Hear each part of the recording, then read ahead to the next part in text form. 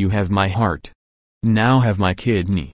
A wife's gift of life to her husband on their ruby wedding anniversary. For 4 decades, Tricia Heavyside has honored her pledge to devote herself to husband Steve whether in sickness or in health. So as his kidney disease worsened with their 40th wedding anniversary approaching, she decided there was only one gift which could do justice to their bond. In an extraordinary act of love, the 61-year-old has donated one of her kidneys to her husband, giving him hope of a future without daily dialysis. Before the operation, the businessman struggled even to get out of bed in the mornings.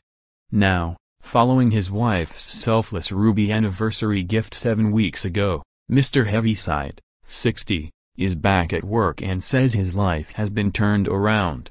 "Tricia is my hero, I can't thank her enough," he said yesterday. "The transplant has transformed my life. I'm a new man.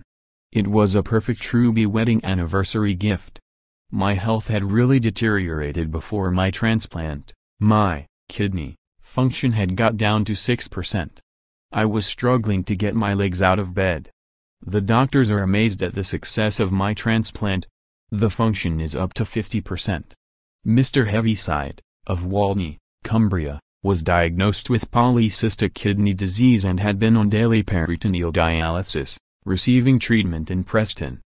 After he failed to find a transplant organ or a living donor, Mrs. Heavyside decided to step in ahead of August's anniversary, even though she was not a blood match. Mr. Heavyside had 4 days of intensive plasma treatment at Manchester Royal Infirmary to remove antibodies from his blood before the transplant so his body would have less chance of rejecting his wife's kidney. He was also given some of her antibodies to boost the chances of a kidney being accepted. She was in surgery for 2 hours, while his operation took 4. Mr. Heavyside, who runs a kitchen and bathroom design firm, said, "All the medical teams have been wonderful at Preston and Manchester. From the dialysis nurses through to the surgeons. The care we have received from the NHS has been amazing." He is now back riding his bike and going out for walks, and he aims to be playing golf again later this year. He said, "I now feel able to resume normal activities. We are now planning for the future. I couldn't really do that before. When you get down to 6% kidney function, you think how long have I got?" His wife said, "We just cried when we saw each other for the first time after our operations." Steve was just beaming. "It was very emotional. One of the biggest rewards is the difference I can see in Steve." The couple have 3 grown-up children, 2 of whom have polycystic kidney disease, and 5 grandchildren, 2 of whom also have the condition. They hope medical advances will mean no more family members need transplants. Now they are urging others to become donors. Mrs. Heavyside said, "I was petrified about the operation and it was nowhere near what I imagined it would be.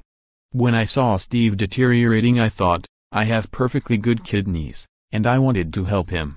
I did my research and said I would be a donor. My recovery has been excellent. I did not feel like I've been in hospital. I would recommend that other people consider this. It doesn't restrict you." 5 weeks later I had gone back to my spinning class and I was out walking the dogs. Her husband said, "There is a shortage of donors. We are urging people to join the donor list, or if they know someone who has renal failure to consider putting themselves forward because the transformation is incredible."